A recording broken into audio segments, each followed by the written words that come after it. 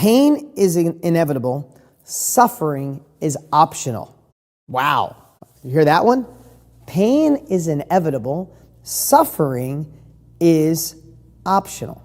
Now, I want to see something. Pain is a real confidence. Learn to struggle. Learn to honor the struggle. I love it. Don't expect joy. I want to cover something. I just don't want to cover it twice. So pain is inevitable. What does that mean? Things are going to go sideways. Things may not work. The relationship could end. The business deal could fall through. But that it could be painful. Suffering is a choice. You see, pain, and this was from Brendan Burchard, pain is something we feel, all of us. Doesn't matter how much money you make. I've made all the money I could ever have dreamed of. I still feel pain on a regular basis. But I've chosen not to suffer. And the difference is pain is you want to experience it. Before, when I was talking about something failing along your goals, you didn't reach it and it fails. It's kind of painful. I thought I was going to do a deal by now. It didn't. That's a little painful. But the suffering is when you go, I can't believe I did it. And the next day, you think about your insecurities. The next day after that, you're thinking about why I didn't reach my goal. Next day after that, you're like, now I'm stuck in a life that sucks. The next day, and the next day, and 2 o'clock in the morning, and 3 in the afternoon, and lunchtimes, and all of a sudden the suffering begins. Pain is meant to teach us a lesson. Suffering cripples us. Now, I don't have time to go through a whole process on how to stop suffering, but I can give you a little hack. Change your thoughts. Change the way you think about pain. Think of the lessons you can learn from it immediately. Train your brain to extract what valuable information, what research and development is coming from the pain so you never experience it again, so you can make it better for the next time, so you can use that as your fuel to blast off to your next level of life rather than the anchor that holds you back. So let's think about that. What pain have you gone through that has turned into suffering? It's the relationship where someone's unfaithful and you end a relationship that you thought was great. That is painful. Painful. I've seen it tear people apart. I know it personally from past experiences.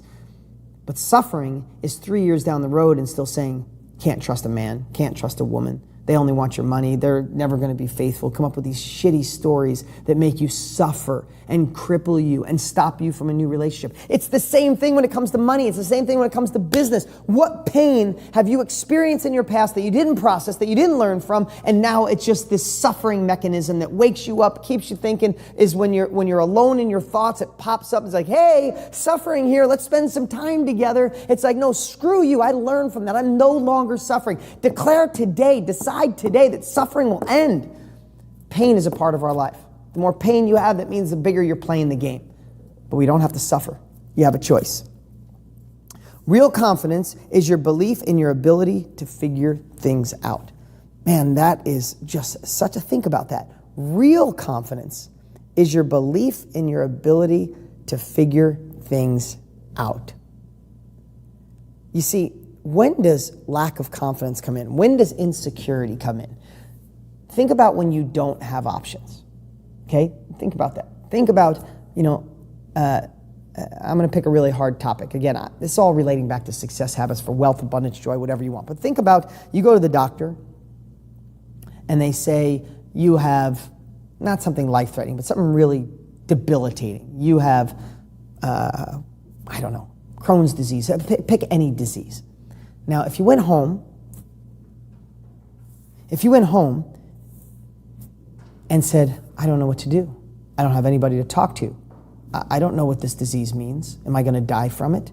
Can I get healthier? Can I get better?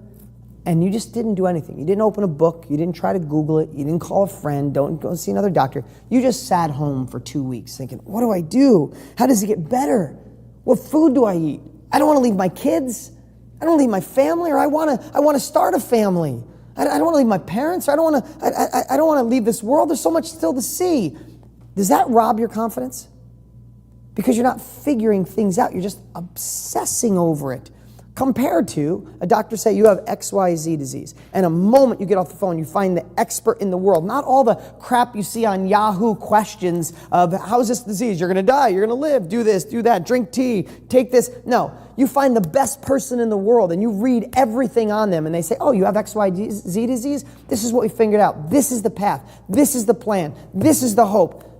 The person who does that because they had the ability to take the time to try to figure it out, all of a sudden you're alive, you got confidence, you're moving forward.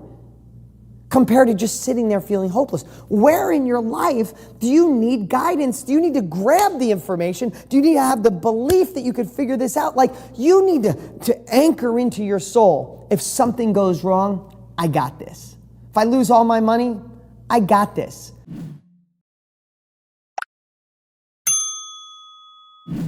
The relationship ends, it'll suck. I got this. I get sick, that'll suck. I got this. When you start building that, you start building the grit, you start paying your success and life abundance tax.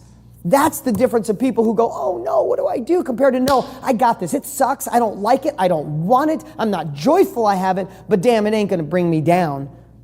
Those are the ones who beat the disease. They're the ones that find the better relationship. They're the ones that make the money and their businesses thrive. So think about that again after I shared that.